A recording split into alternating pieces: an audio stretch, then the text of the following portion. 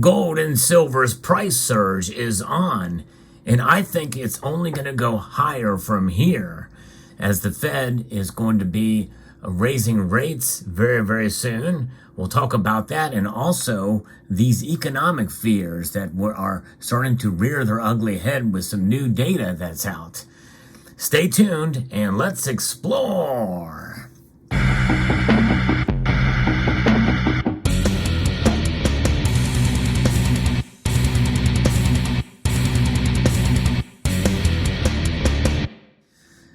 If you enjoy videos like this where I talk about the markets and also the fundamentals, very important with regards to gold and silver, I hope you will consider pressing that thumbs up button below, hitting the notification bell so that you can be apprised of the latest video and news that makes its way across your device. And with precious metals moving, there's a lot of activity, there's a lot going on, and we're watching the price. And many times, I talk about the price and the movements day to day, week to week, and month to month. But the fundamentals remain strong. In fact, some of that price action we're seeing, it just bolsters the fundamentals of what gold and silver do. And today's a classic example of that, as we're seeing gold and silver up now, and they're up substantially. I won't say it is an absolute surge right now, but it's the beginning of it, as these numbers are getting fairly close to 2% each for all the metals except for palladium and rhodium. Here's where the markets stand right now. Moments before the markets close, gold is up $34.40. That's almost a 1.75% raise, and that rise leaves gold sitting well above $2,000. In fact, it's $2,017.90. Silver is up 41 cents, up over 1.6%. It did not rise further than gold, which means that the gold to silver ratio has widened a bit. It is now at 79.53. Typically, a silver performs better than gold in a spike like this, but it's not really occurring right now. But hey, if we continue to see momentum in favor of gold and silver rising through the next couple of days, we very well could see silver outperform gold. Platinum is also up over 1.3%. It is sitting at $1,074. I'm going to be referencing an article here that talks a little bit about this, but there's so much more than just this. With gold and silver advancing on fresh economic jitters, Reuters is reporting what's happening here. The gold extended its gains on Tuesday and was on track for its biggest daily rise in a month, after grim data on U.S. job openings further clouded the economic picture ahead of the Federal Reserve's widely anticipated decision to hike interest rates. And U.S. job openings fell for a third straight month in March, but remained at levels consistent with a tight labor market. The data is pretty bad right now. It provides more optimism that the Fed could be dovish, but it doesn't provide enough clarity to cement the view yet, according to Edward Moya, who's a senior market analyst at Oanda. But it's in the right direction, so the doves will run with it, and this is why you're seeing gold and silver move. And they are up because of the possibility that we may see that pause in the markets, or a pause in the interest rate hikes. In fact, as I record this video, what is the one thing that will suffer because of it? It's going to be the dollar index. Even though the dollar index is still well above 100, because 100, I think, is my little metric, at least my measure of the strength of the dollar. Anything above 100 for gold, for the dollar index, means we have a pretty strong dollar. And right now it is sitting at 101.93, but it is down 0.23%. A change there, down enough to spike up gold and silver, noticeably up a bit here with these almost 2% rises in gold and just over 1.5% rise in silver's price. And seeing where this is and what's happening, we have also these numbers that have come out, and the Federal Open Market Committee that has kicked off its two-day meeting, where it is widely expected to raise rates by 25 basis points. In fact, there's a Fed Watch tool, and last time I checked, it's about 92% chance that they're going to raise rates. Even with these economic data that came out today, I still think they're going to raise rates and it's going to be a 1/4 percentage point. In fact, it's pretty much all baked in, and that's not why gold and silver are moving. That rate hike will have no effect. It's what they're looking beyond that.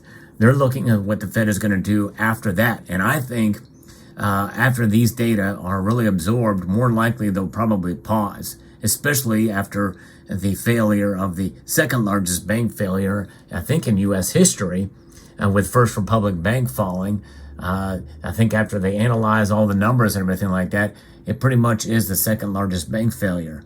But we'll get into that in a moment too. Gold has also been supported by some safe haven demand from resurgent worries over the banking sector's health and the U.S. debt ceiling uncertainty. In fact, Janet Yellen said that we've got to get everything straightened out by June instead of July.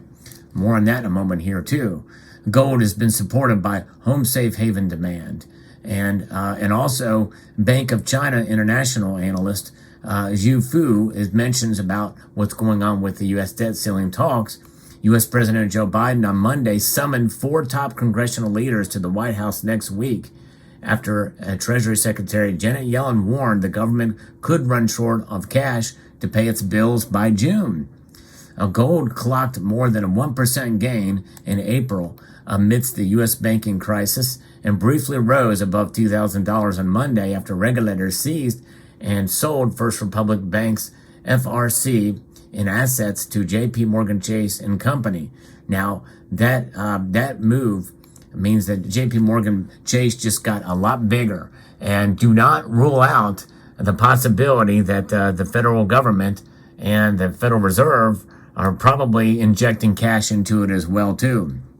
And they're getting a great deal on it, and taxpayers are probably going to still be on the take on this. It'll just be more of they'll use accounting measures to make it look not so obvious in my view, but who knows. But that's kind of where we sit, with all this stuff happening. More than likely we're going to probably see a dovish move next time. So more like that's going to be the case than ever before, which means that gold and silver, as we head into an even higher likelihood that we're going to see a recession again, and likely it's going to be deeper this time. And some people feel like we're still in the midst of one, and we very well could be. It's just that the data have not brought that out to bear yet. But bad unemployment numbers and job openings fell, and the job market is starting to suffer a bit now, which in a sense was somewhat anticipated occurring, which means that that's going to lead us into either recessionary territory or very close thing to it. And I think we're probably going to hit it, and it's going to probably be worse. Now remember, it was earlier, a couple of months ago, we had a 2-month mini recession, so to speak. Hardly enough really to blip on the radars, but we've already started to kind of see it.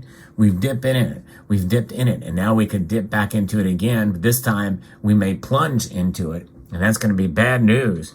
But when we see this stuff happening around us with a recession and continued inflation, the Federal Reserve has been raising rates for quite a long time now. And the biggest move in disinflation, which means that the steady decrease in the rate of inflation year over year, we saw the biggest move down this past time. It was over 1%. So now we're at 5, where it was like over 6 before, I think 6.1 or 6.2%, and now it's at 5 or 5.1. That seems to be good news, right, in terms of inflation. However, keep in mind that 5% is on top of the already 8.3% rate of increase from the year prior. So it doesn't sound quite as good when we're seeing more than an 8.3 increase. And by the way, we are now in the month where it was at its top, 9.1. So let's say it falls to 3.8% next time. Let's say it falls over a percentage point. That's on top of the 9.1%, which was the peak of inflation, which I believe, if my numbers are right, had occurred this time last year. Still very high. And by the way, those numbers, I used to not question some of the numbers that are put out by statistical organizations within the government because they're supposed to be nonpartisan, or other agencies out there. But more and more, I believe, as a prior commentator, Jim Comiskey once said, it's the chefs at the Cook the Books Club at work. They are tweaking the numbers, making them not look quite as bad so that they can go into the presidential debates or congressional debates for Senate and House and say, hey, see, our policies are working. The numbers are going down. So they just cook the books to make everything look good. And you have to also understand that the way they measure inflation nowadays is a lot different than they did 40 years ago, last time we saw inflation this bad. In fact, some say, by some measures, it's worse now than it was even then. Regardless, what do? This is why we hold precious metals. We stack it to hold for a long time. And a long time means probably well over a year at least. And I know some people buy it and they sell it when opportunity arises. And if you know how to navigate those markets and make it work for you, especially if you're starting a business, expanding your business, or paying off your house or something like that, you want to make a big move like that to protect yourself and your family, I certainly can understand why you would do that. Otherwise, unless you absolutely have to, it's best to have a cushion, a buffer between your precious metals and you. That's where dollars comes in. You have these held aside, even though they are inflating, in other words, are losing value, you store them, and you have some on hand in case you need them for emergencies. I posted a video earlier today. I hope you will check it out because it talks about more and more people actually using cash and why I think you should do it too. But there you have it. I think gold and silver are going to go up, and probably will go up every day this week. Now, I say that with the understanding that I posted a video earlier. If you get a chance to search it out, it's called Salivate's Law. I made one of my most substantial gold purchases today before it really spiked up. And so that means probably I'm wrong, and it's not going to continue to go up. It's probably going to fall. So that's Salivate's Law, folks. It's derived off of Murphy's Law. So making one of the most substantial gold purchases in my lifetime, and then all of a sudden, prices are probably going to plunge. We'll see. It really depends on what the Fed says. We're going to cover that. We're going to cover what Jerome Powell says after this. It's going to be a pretty interesting statement and conference that comes from this. Some of the minutes from the meetings come out later from the Federal Reserve, but we'll cover that too. But and sometimes some of that information can be interpreted in such a way that will move the markets. And make no mistake, when the Federal Reserve acts and when the Federal Reserve Chair speaks, markets move, and they can move quite dramatically.